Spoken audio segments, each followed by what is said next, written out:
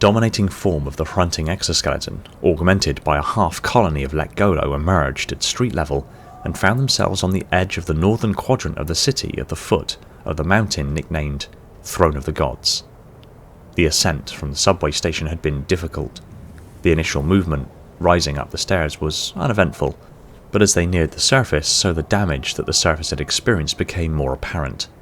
The stairs were littered with debris, polycrete, ash, brick, twisted metal and glass. The final staircase was entirely blackened and melted into a nearly smooth slope. The roof of the tunnel was warped and sagging, the formerly molten material now hardened, glistening in the early dawn light. They had carefully picked their way through and finally emerged at the surface. Much of the city's monolithic buildings were gone, replaced with a glassy smooth surface, still glowing in places just below the obsidian crust, with twisted beams and skeletal structures protruding here and there, looking like the bones of an immense creature. Immediately across the street, a low wall bordered the road, and beyond, the city abruptly gave way to nature. The first kilometre was nothing but scorched earth. In the distance, fires still burned the last of the surviving foliage in the area, feeding them with the fuel of their life.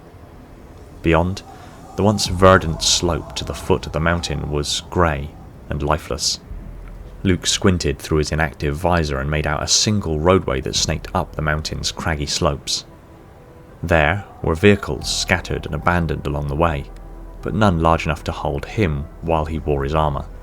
That meant there was only one way up the mountain: by foot. He leaned into the motion, and just as the suit always had, it responded to him and began moving. It was in that moment that he realised how quiet everything was.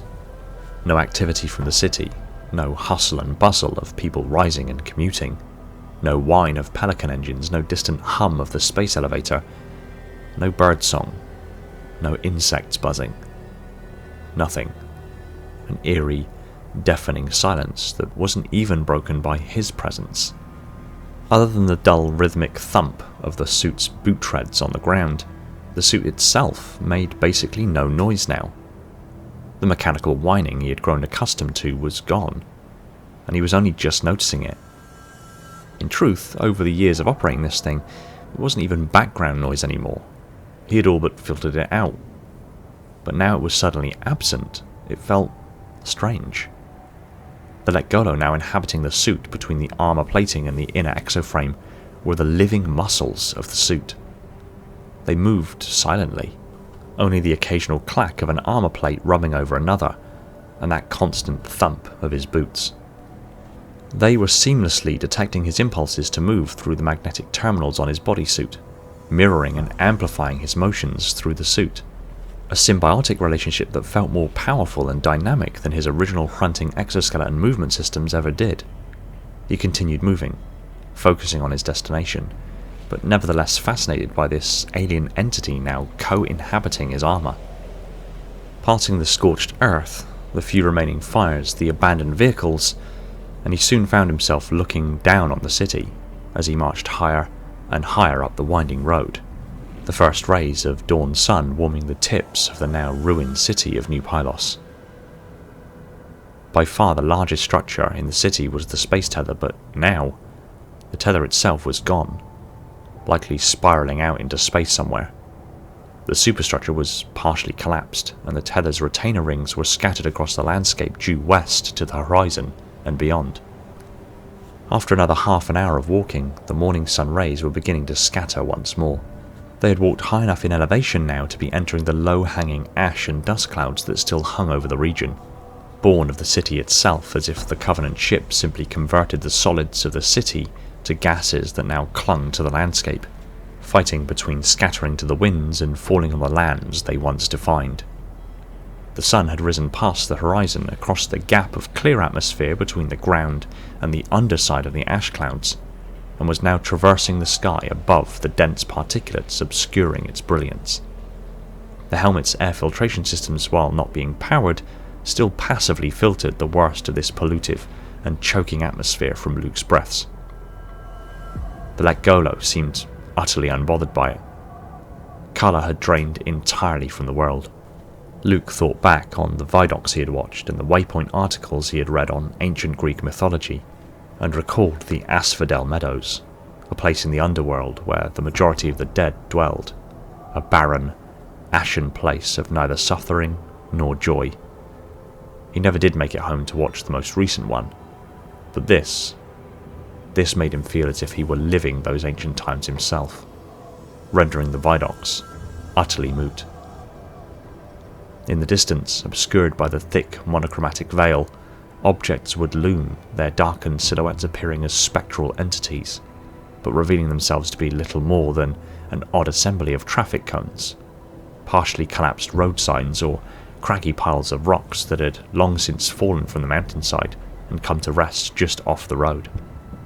All at distance he perceived as threats, their ambiguity playing on his mind, until his proximity grew close, and he resolved their forms to be of no threat.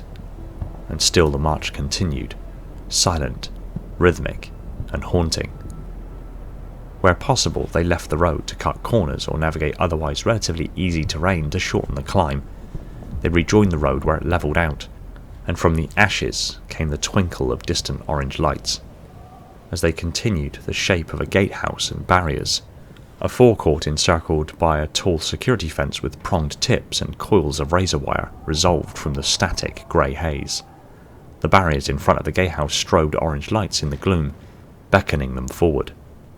As they approached, the barriers fell, granting access, and the lights of the forecourt snapped on, dimly illuminating the area, and revealed the gaping maw of a broad tunnel bored directly into the granite face, and plunging deep into its heart.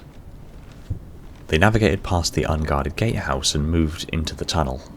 Distant sounds of gunfire echoed from the tunnel, but it was impossible to tell if the ones shooting were just a few meters beyond the haze or at the very bottom of the tunnel. In either case, the first few ceiling lights flickered on, indicating the way, and as they moved into the tunnel, so the lights behind them winked off once more, which, after 20 or so meters, granted them only a small cylinder of limited visibility, buffeted by the howling dark beyond. After several minutes of walking, the sound of gunfire had grown louder. They continued forward and sought cover near an abandoned semi-truck to get a better look at what was happening up ahead. The view was obscured by smoke that was accumulating from the weapons fire and a nearby vehicle fire likely set off by the Covenant plasma weapons. Normally the tunnel's ventilation system would extract these fumes, but those systems were evidently currently offline. The lights that had been guided them flickered out, plunging the area into darkness. Luke felt the Lekgolo surrounding him shift and slightly reorganize themselves. Without the perception of sight, he assumed they must be able to detect whatever was up ahead through other means.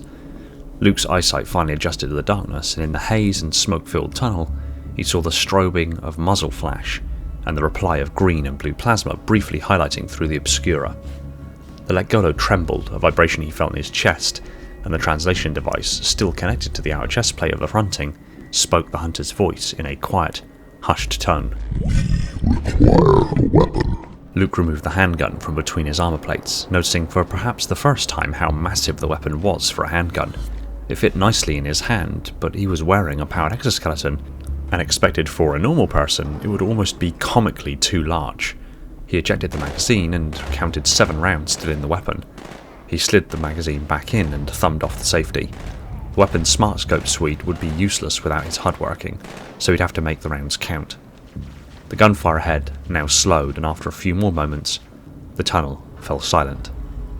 Together, Luke and the Lekgolo moved, the heavy grey armour plates of his battle-damaged exoskeleton feeling as light as a feather to him, as they moved deeper into the tunnel towards where the gunfire was previously happening. Suddenly, the sound of machinery turning on echoed through the tunnel. The array of immense ventilation fans on the ceiling of the tunnel were spooling up and beginning to clear the smoke, dust and ash. The range of visibility began increasing by the second.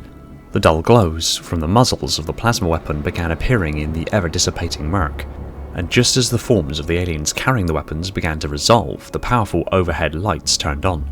Through his visor the lights were bright, but not intolerably so, as the photoreactive panel in his visor polarized to compensate. The Covenant, however, were evidently disorientated. It was only at this moment that he realized he was within a suit, occupied by Lekgolo, a species of the Covenant, and he was approaching Covenant forces. The sudden reality of co-inhabiting a suit with aliens as they approached other aliens dawned on him like a supernova. He wasn't even entirely certain the Lekgolo were actually allies or not.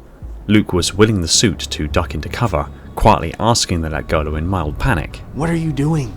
The small translator burped the translation, but the Lekgolo didn't respond. Luke began resisting the continued march forward, and was immediately sent into rising panic when the Lekgolo continued forward unfazed, carrying him unwillingly towards what he only assumed now were its allies. The Covenant forces had now regained their vision and turned to the sound of thumping boot treads, their weapons down and pointing at the ground.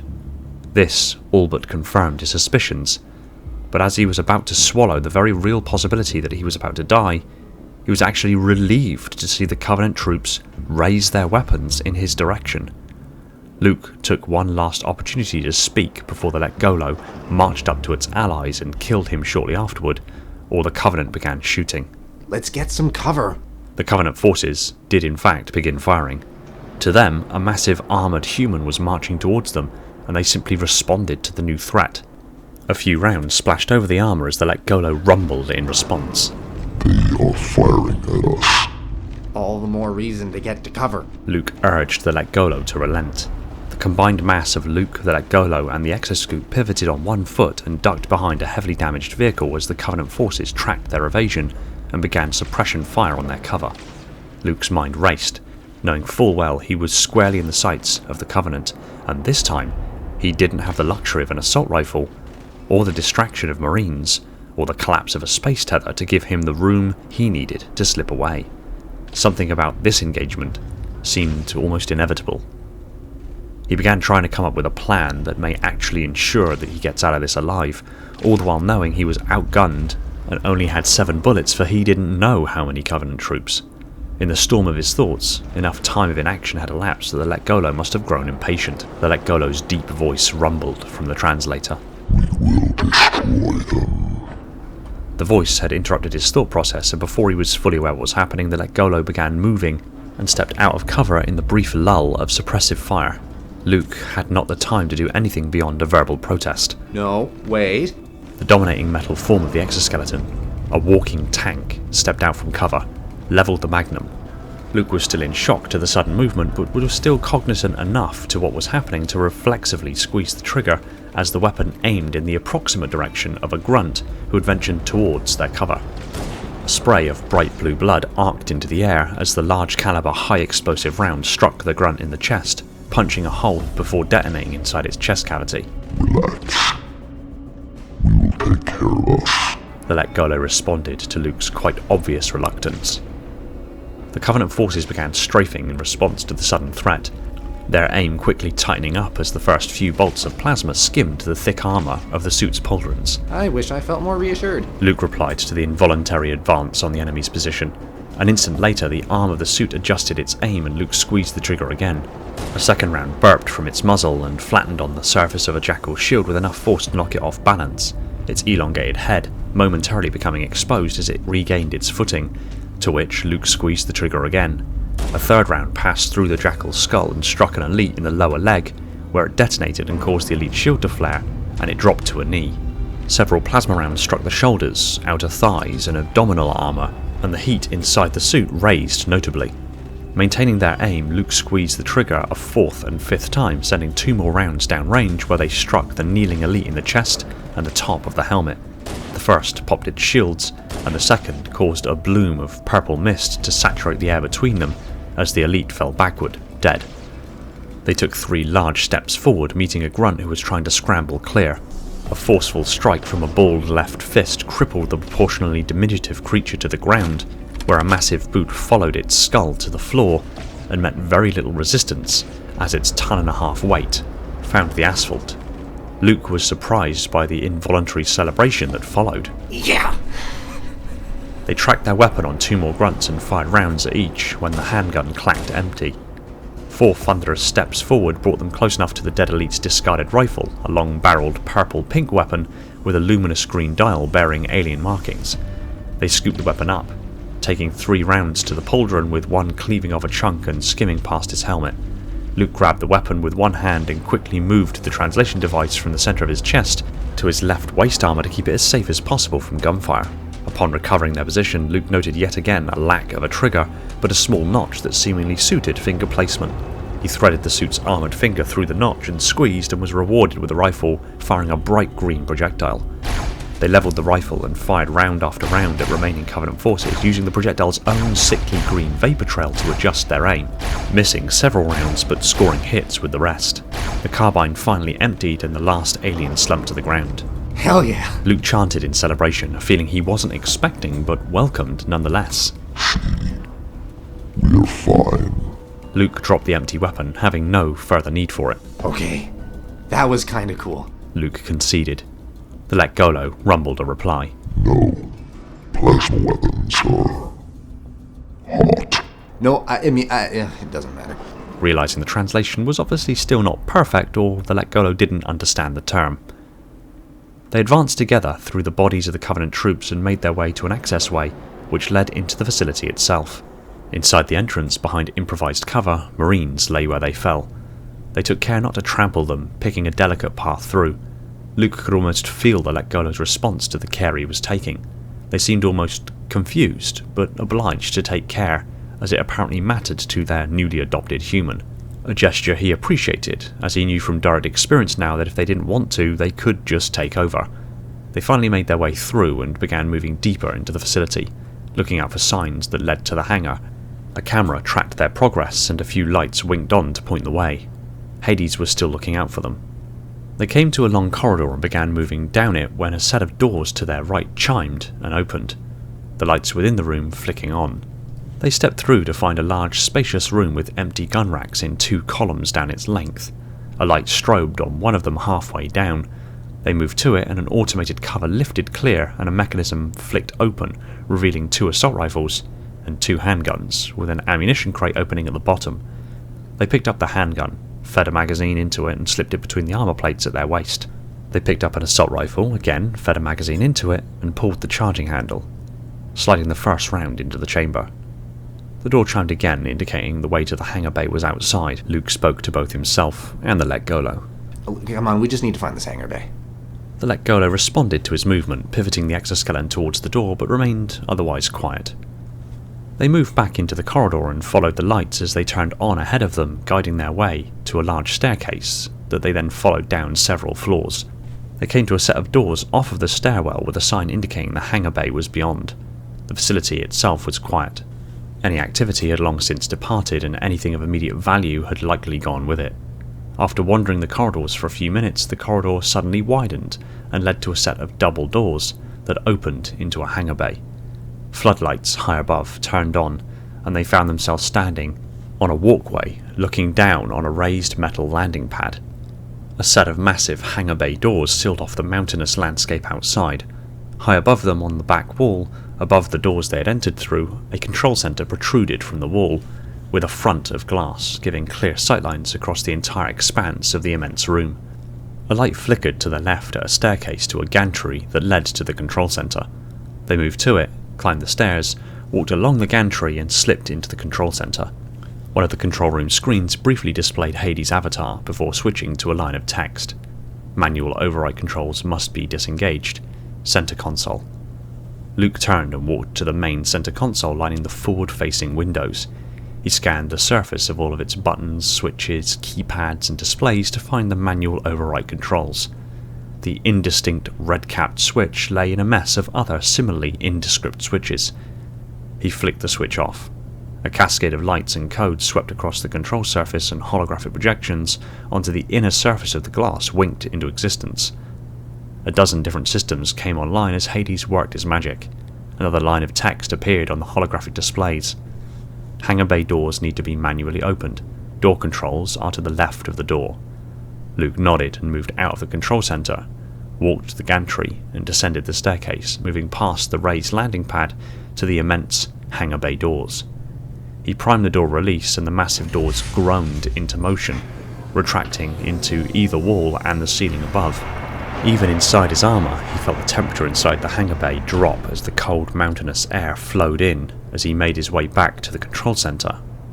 Another line of text waited for him as he arrived. Condor inaccessible. Circuits controlling shuttle lift mechanism have tripped. Please reset. Luke shrugged, guessing that Hades was watching him through a camera somewhere. The gesture worked, as the text updated.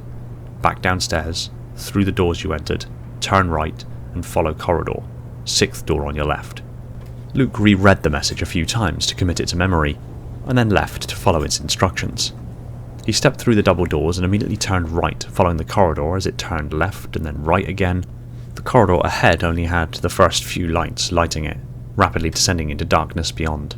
They advanced down the corridor, passing doors, counting them as they went. As he passed the 4th door, the Lekgolo tensed and brought him to an unexpected stop. Before he had a chance to ask what was wrong, a force struck him in the chest so hard it sent him stumbling backward. They regained their collective balance and scanned the corridor for movement, but there was nothing. Luke could still feel the Lekgolo were tense. Then they quivered and moved, but he had no idea what for. They were reacting to something, and whatever it was, he couldn't see it, but they could sense it. Something had struck them both, so he did the only thing he thought he could. He closed his eyes and tried to relax his body. The sound of something got his attention, but he remained relaxed, and then opened his eyes. The Lekgolo moved for him.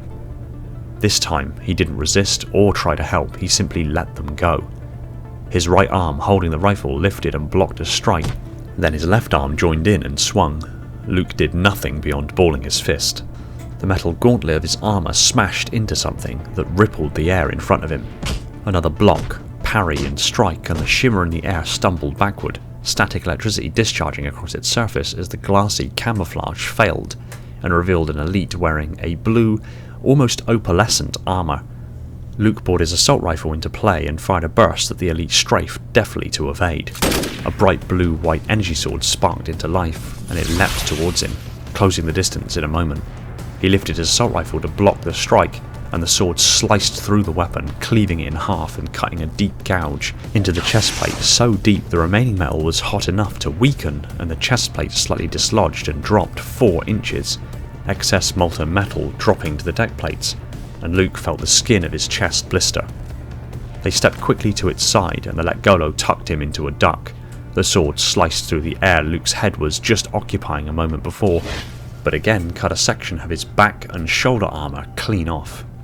Luke felt the Lekgolo wince in pain from the heat and felt a wash of heat over his back, like someone had opened an oven. They had to do something quickly or this elite was going to cut them to pieces. Now stood next to the elite on its unguarded side, they retrieved the pistol in a single motion, shoved the barrel under its arm and fired 3 of the Magnum's rounds. The elite recoiled and collapsed to the ground, its energy sword falling free from its grip and winking off. They stood and watched the elite as it choked on the blood filling its chest cavity. It gazed upon them, then cocked its head curiously and said something, and a moment later, a different voice Luke was accustomed to spoke from the translation device. Treacherous creature, you will burn with this vermin. The elite choked again, and finally let out a gurgling exhale as its snake-like pupils fully dilated. The Lekgolo didn't respond to this, but it was obvious the elite was talking to them. They scooped up the chrome handle of the sword and primed it. The energy blade didn't reappear. They dropped the handle and moved the next couple of doors down to their destination. The door was a mechanical blast door and didn't respond as they approached it, nor did it have a conventional door handle.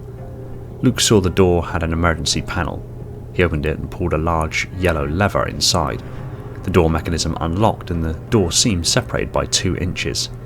He slipped his fingers inside and pried the door apart. They moved inside to find what looked like an old research lab with equipment and devices set up on the work surfaces. Luke looked around the darkened room, looking for a circuit breaker. He caught sight of their reflection in the partially mirrored glass looking out into the corridor. The armour was severely damaged and barely holding together. He kept searching, coming across various partially assembled devices and a blueprint rolled up on one of the sides, and rolled it open at the bottom corner to reveal the words Hrunting Yggdrasil Mark I. He recognised the name, so rolled it out further. The schematic showed a suit of armour not unlike his, but this one had 2 large weapons mounted on its forearms, a much larger pauldron and a heavy mortar cannon over its right shoulder. Evidently this UNSC base had an R&D project looking at making newer upgraded versions of his exoskeleton heavy loader, but weaponised for battle. Whether that was a planned project in the future, a recent project, or one from years ago, however, was anybody's guess. An emergency light strobed above another door in a darkened corner of the room. Luke moved the damaged suit to the door and moved through. There was only a small light at the far corner of the room shining from behind the grating of an appliance cabinet. He moved over and opened the front to see the light was the breaker he was looking for. He switched it on and the room's lights flickered along with several terminals. Luke scanned the room. There was a large rig carrying the partially assembled components of the fronting Yggdrasil prototype he saw the blueprints of, with dozens of other components for it laid in various states of assembly. Hades' voice crackled through one of the small speakers in the terminals. Power restored. Good work.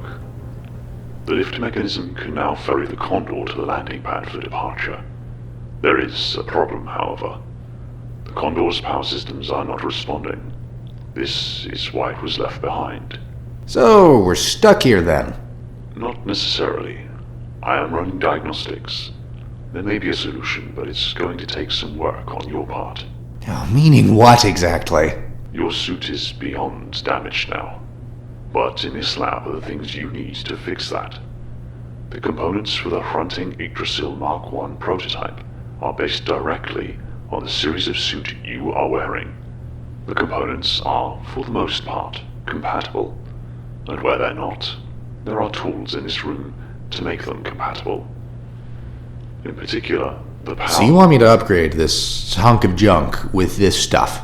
Yes. It needs to be used, or it needs to be destroyed, to observe the Cull Protocol. The reason you need to upgrade... If it's so valuable, why did the UNSC leave it behind? They thought they didn't. You stole it from them. I adjusted the inventory records. Yeah, that's called stealing. Sure, they're gonna let that slide? Have you ever known the UNSC to just let stuff slide? It doesn't matter. By the time they realize it's missing, it'll be long gone or destroyed along with everything else on this planet. But when they get to their ships and realize it's missing, they'll be back here to recover it, right? That's how we get out of here. They can collect us when they arrive.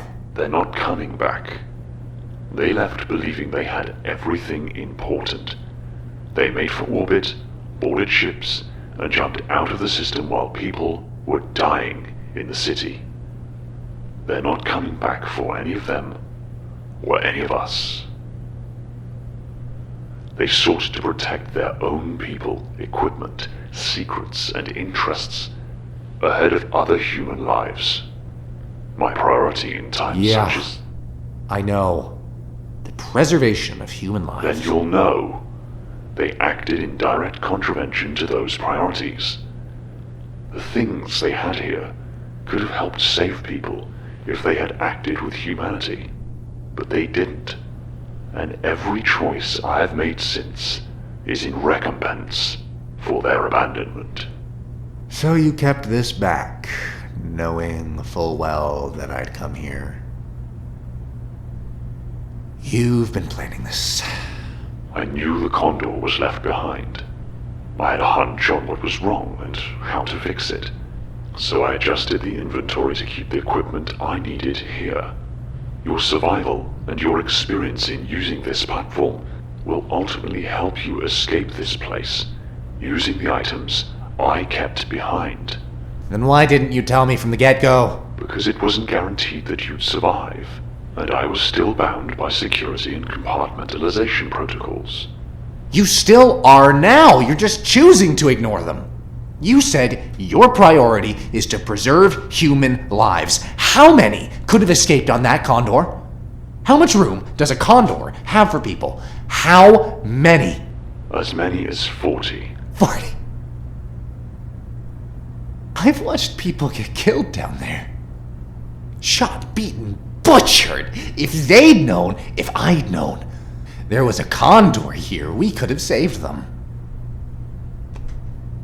We could have brought them with us. We could have saved more people. No, we couldn't. Of course we could! But instead you kept your secrets. You selectively chose when to and not to follow the rules. You saved me and an alien from that mess when 40 other people equally deserving of life could have been saved. I trusted you. I trusted my gut on you, on all this shit. And you're as bad as the UNSC who tucked tail and ran. For what it's worth. Worth? Since when is my life worth more than all of theirs? A few long, silent seconds passed before Hades spoke again. They couldn't possibly have made it. Think of what you've seen since putting on that suit. Think of the fights you've had, where you've been, how long it's taken. This was possible because you're wearing that suit. Do you really think 40 unarmed and untrained civilians could have survived the fall of the city? The Covenant hunting parties? The Banshees, the dropships, the collapsed buildings, the space tether, the glassing. They should have been given a chance. For what? To have their numbers picked off along the way? To die in even more prolonged and horrendous ways, to lay screaming in pain, their flesh melting from their bones or eaten by the Covenant. And even if they did get all the way here, they'd be greeted with a condor that can't fly. Hades took a moment and then softened his tone. They were given a chance. Everyone was given the same chance. The second I knew what was happening, I issued the evacuation notice before I was given clearance to do so. Everyone was given the chance to evacuate. Thousands made it off-world, but many more could have if the UNSC had helped. But they didn't, and every single choice that I have made since then has been to save as many as I could, until it was no longer possible. When you put that suit on to dislodge the space elevator, hundreds had the chance to escape, thanks to you. But that's just it. Chance is never guaranteed. Chance comes with risk. And it's a risk every individual must choose for themselves. Even with the chance that you gave them, the Covenant blew up the elevator. That wasn't your fault, nor was it mine. We did everything we could in the circumstances to help, but we cannot control other people's choices, only how we react to them. In the end, the only ones we can truly choose to save is ourselves.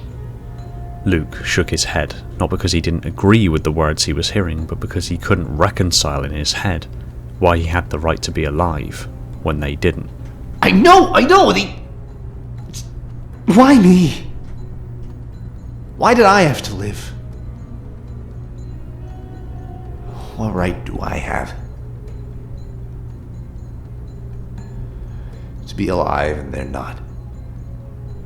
How many thousands of people, women, children, innocent people just living their lives, how many thousands of them didn't make it?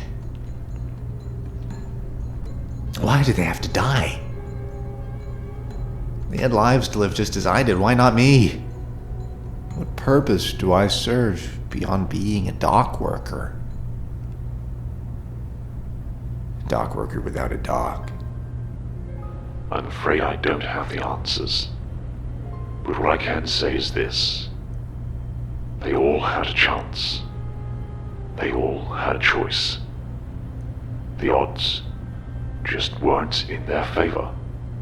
It truly is as brutally simple as that. Humans always try to make sense of circumstances that have no rhyme or reason, to try to make order from chaos. It's how they're wired, evolutionarily. But things like this are just too big, too chaotic, too unreasonable to make sense of. It only really comes down to chance and choice. You made the choice to help, and in so doing, made a choice that tipped the odds in your favor. You used your experience in a job you admitted yourself was dead end to give people a chance. You tried to negotiate with aliens to save people's lives. You took a chance to give them a chance. You spared the life of a creature you have every right to hate, for the chance that you both could live. Everything about this has been about chance. Everything about this has been about choice. The choices you made gave people a chance, and tipped the odds of your chances from negligible to uncertain, which is better odds than most were given. So now, you have to make another choice. What's that? Luke asked, acknowledging in part that Hades' logic made sense. You can choose to allow the guilt that you survived, and they didn't, to be the end of you. Or you can choose to trust me, as you trusted an alien of all things, to help you get out of here, and use what you've got and what you've learned to help countless others who are still out there across the galaxy, wondering if they're next. Luke remained quiet for a few moments, taking it all in. The complexities of the situation were beyond him, but what Hades had said made sense. It's unlikely any unarmed civilians would have survived what he's been through. Anyone still in the city once the Covenant occupied the city were more or less doomed. It was nothing short of a miracle that even he made it this far, and there were numerous moments along the way where he thought it would be his last. He did as he'd been taught all his life and listened to his gut, nodded, and finally spoke. What do I need to do?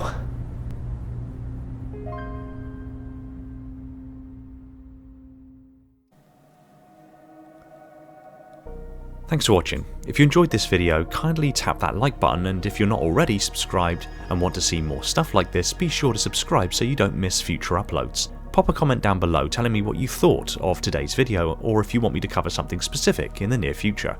I want to take this opportunity to thank and give shoutouts to my patrons and YouTube supporters: Spartan10148, my singular contender class Ancilla, the triumvirate of minds within my installations Metarch, Falcon, Jordan and Poseidon, my 7 installation monitors Sophia, Ashley, Esoteric, Spartan1029, Chris, Orion and Shane, the crush of sub-monitors Legion, Ryan, Lebrat, Spartan0137, Element 0, J3, Cult, Evermore's, Personal Devil, Scion Esports, Phantasma, Ashton and 191 Shaken Lightbulb, my fleet of Strato Sentinels, my most loyal of Enforcers, and every single one of the awesome people supporting the channel over on Patreon.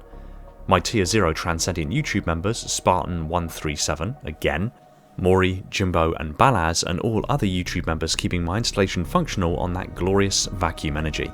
I cannot thank you all enough. Shout out to John because... And if you like what I'm doing here, consider supporting the channel on one of the support links in the description to net yourself some tasty merch and help keep the channel going. Take it easy everyone, and find peace in the domain.